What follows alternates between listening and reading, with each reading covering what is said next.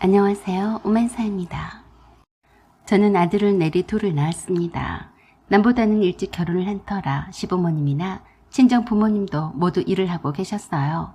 그래서 어느 누구에게도 육아의 도움을 받기가 애매한 처지여서 다니던 회사도 그만두고 육아와 살림에만 전념했습니다.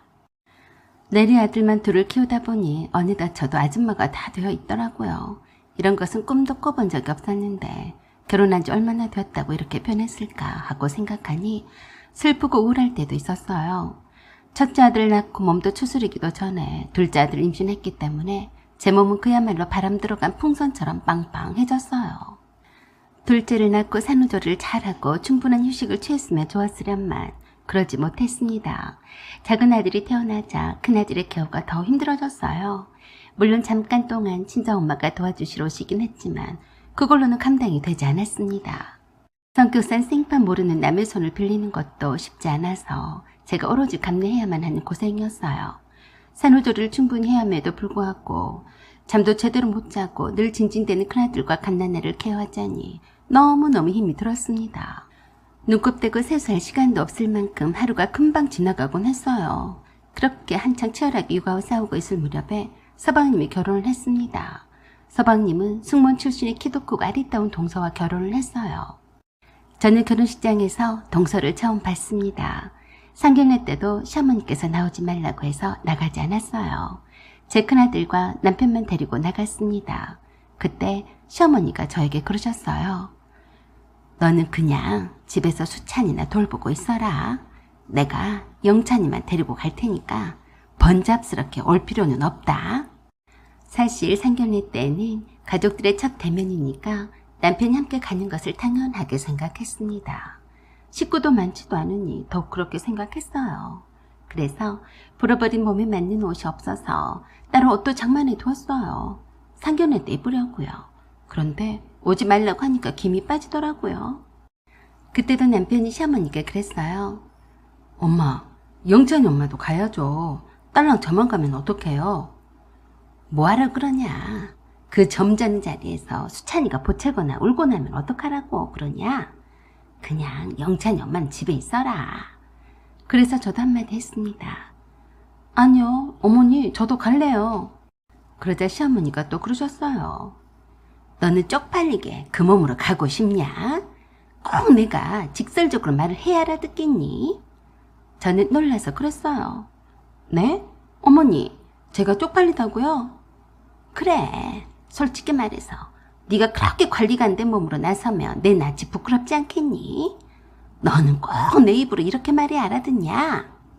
어머니, 어떻게 그런 말씀을 하세요?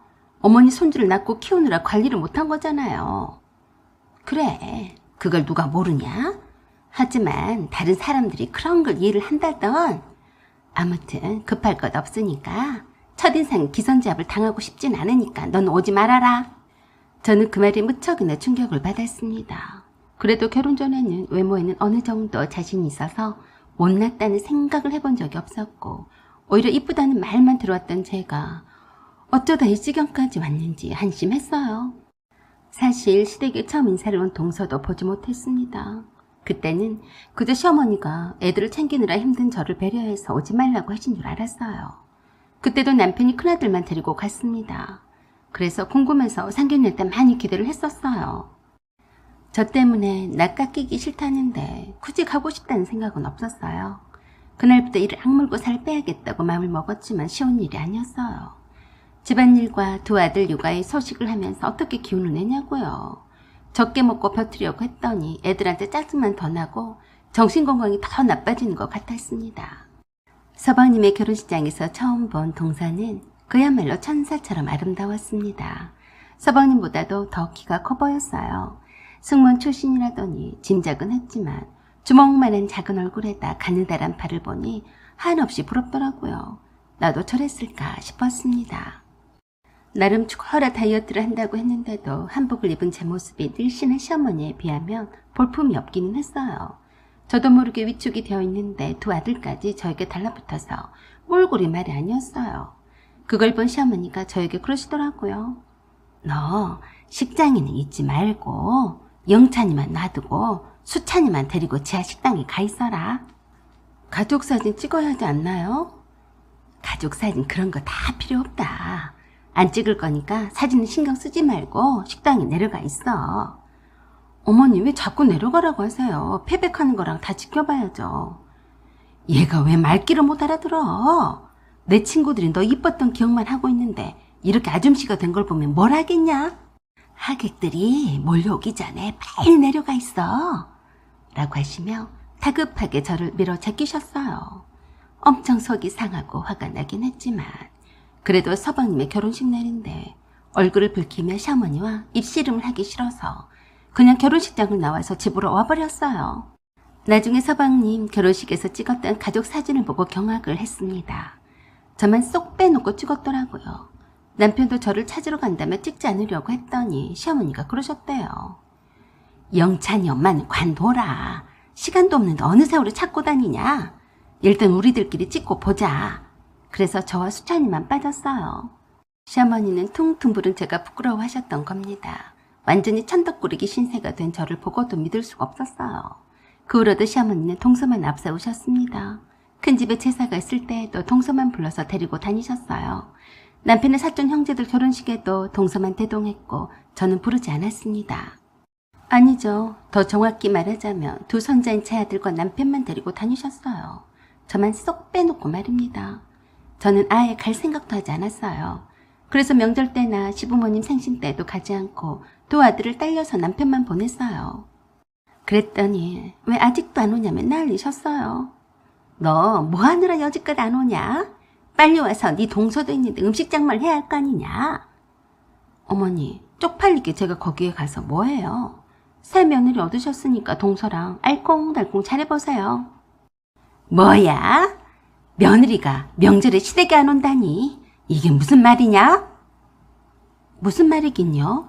제가 어머니 시다발이에요. 어머니 며느리예요. 며느리 취급도 안 해주셨으면서 함부로 며느리 운운하지 마세요. 어머니를 쪽팔리게 하지 않는 동서만 며느리잖아요. 그러니까 동서랑 잘해보시라고요. 라고 하고 끊어버렸어요. 남편도 제 마음을 이해를 했어요. 그래도 자기 아들을 둘씩이나 낳아준 소중한 마누라를 시어머니가 갖지 않게 대하는 것에 속이 상해 있었어요. 시어머니가 백날 남편을 쪼아대봤자 좋은 소리를 못 들으셨습니다. 엄마가 그러게 웬만히 하셨어야죠. 명절 때라도 쉬게 해줘야죠. 그래서 제가 그러라고 했어요. 당분간 예전의 모습대로 돌아가기 전에는 죽는 한이 있어도 시댁 근처에는 발도 내딛지 않을 거라고 다짐을 했습니다. 그런 후 수년 동안은 시댁 출입을 전혀 하지 않았더니 결국엔 동서 시어머니 사이가 완전히 틀어져 버렸더라고요. 아무리 시어머니가 동서를 이뻐해서 시댁 행사에 끌고 다닌다고 해도 왜 불만이 없었겠어요. 그것도 하루 이틀이지 떡하니 큰 며느리가 있는데도 작은 며느리면서 큰 며느리 역할까지 해야 하니까 짜증이 났을 겁니다. 동서도 임신을 했고 딸을 낳았어요.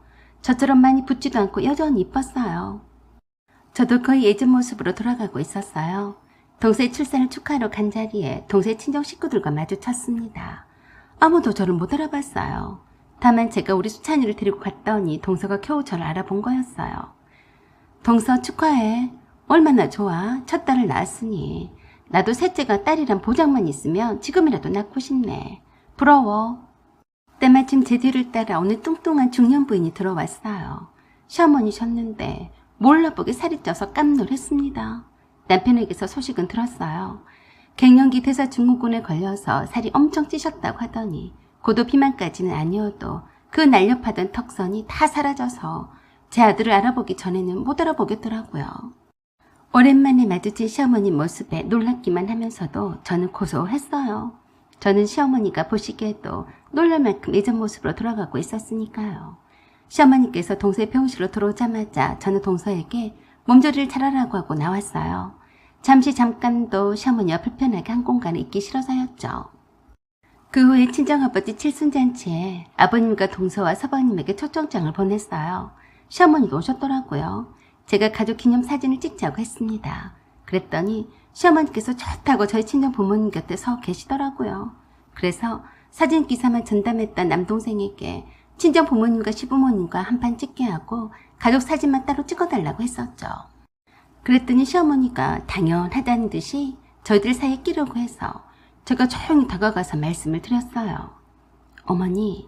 어머니는 아까 사진 많이 찍으셨으니까 저기 가서 식사를 먼저 하고 계세요. 저희들끼리만 찍게요. 뭐? 가족 사진이라고 하지 않았냐? 네, 가족 사진이요. 어머니는 쪽팔리지 않으세요? 그 몸을 어떻게 나서려고 하세요? 뭐야? 너 말 다 했냐? 말 다 안 했어요. 저는 어머니한테 초청장을 보내드린 적이 없어요. 어머니도 저를 며느리로 취급하지 않으셔서 이제껏 그렇게 살았는데 이제 와서 제게 시어머니 대접을 받고 싶으신 건 아니시죠? 저희끼리 찍고 싶으니까 자리를 비켜주세요. 세상에, 뭐? 내가 쪽팔리다고 했냐? 그건 어머니가 저한테 하신 말씀이잖아요. 저도 어머니한테 배운 거예요. 어머니 가신 그대로 하는 거라고요. 저쪽에 가셔서 식사를 먼저 하시고 계세요. 라고 했더니 얼굴이 백지장처럼 변했습니다. 그래서 제가 한마디 더 했어요. 저의 친정 어머니를 보세요. 어머니보다 나이도 더 많으신데 얼마나 날씬하고 고우세요. 어머니가 왜 저를 그렇게나 뚱뚱하고 볼품이 없다고 쪽팔려 했는지 알겠네요. 사진은 아까도 많이 찍으셨으니까 저도 사진 좀 찍게 조용히 비켜주세요. 그랬더니 얼굴이 빨개지시더니 뚜껑 열리기 일보 직전처럼 머리에 김이 모락모락 나는 것처럼 보였는데 잘 참고 계시더라고요. 그 자리에서 열보를 내봤자 생김대로 논다고 할 것이 뻔했고 기가 센 며느리에게 발목 잡힐 빌미만 줄 테니 조용히 나가버리셨어요. 그 후로도 줄곧 시댁과는 거리를 두고 살았습니다. 시어머니께서 먼저 사과하시고 화해를 요청하지 않는 이상은 시어머니와 적당한 거리를 두고 평생 사는 것도 나쁘지 않다고 생각했습니다. 사연은 여기까지입니다. 구독과 좋아요 부탁드려요. 감사합니다.